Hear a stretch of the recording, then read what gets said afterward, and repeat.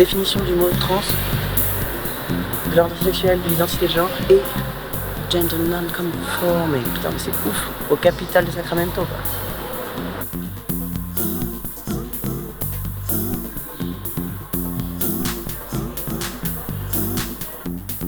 Oh, ça va, hein. Homophobe. Homophobe. Ah ouais, si on me pose ma question sur ma sexualité, ouais. Avant ma transition, c'était intéressant, je me disais, ah bah du coup je vais devenir hétéro, tu vois.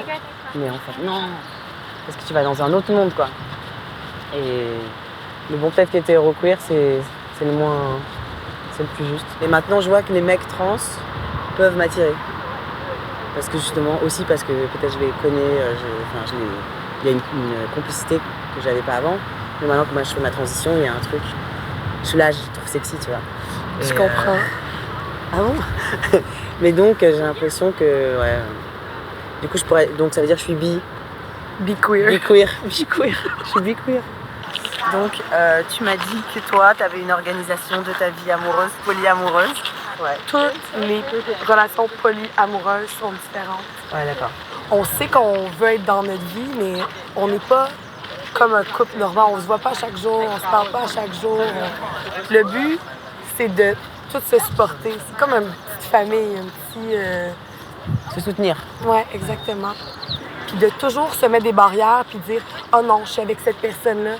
Quand tu rencontres quelqu'un qui t'intéresse et que tu veux explorer ce côté-là, cette chimie-là physique, cette chimie-là sexuelle, cette chimie-là, pourquoi est-ce que tu t'arrêtes? Ton corps, il appartient pas à personne d'autre, il appartient à toi.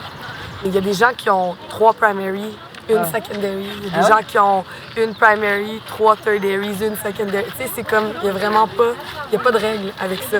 C'est vraiment juste d'établir, c'est juste de mettre un mot sur c'est quoi la relation en gros. La base, c'est le désir, quoi. Oui, absolument.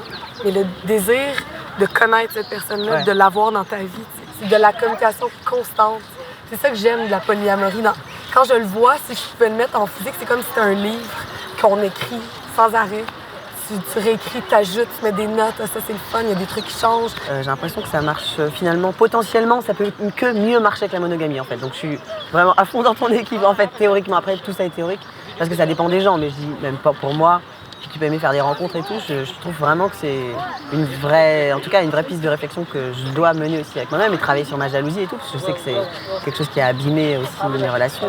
Enfin, c'est quand même d'être très généreux aussi. Parce que sinon, ça peut virer à un truc super égoïste, je trouve, tu vois, hyper genre autocentré, moi je. Mais est-ce que tu veux être en relation avec quelqu'un d'égocentrique? Parce que la personne à la base, c'est égocentrique dans sa polyamorie, est égocentrique en tant que personne aussi, tu sais. C'est ça qui arrive. Quand tu rencontres quelqu'un, tu vas être avec quelqu'un, sa personnalité, elle est là, à la base. Si quelqu'un est égocentrique dans sa polyamorie, c'est quelqu'un d'égocentrique à la base. Il va être égocentrique en monogamie aussi. Ouais, c'est vrai, t'as raison. Ouais, t'as raison. Quand tu viens à Paris, je suis ta primary. Ben, c'est la communication. C'est juste ça que c'est. Donc moi, par rapport au territoire, est-ce que je peux étendre Paris à la France? Tu peux. J'accepte. Est-ce que je peux étendre la France à l'Europe? Oh putain, j'ai de la concurrence en Allemagne, en Angleterre. Il y a d'autres primaries dans tous les pays d'Europe. Mais tu vois, ça c'est le fun d'en parler parce qu'on l'établit, tu sais. Il faut le dire. Donc j'ai pas le territoire Europe, j'ai la France.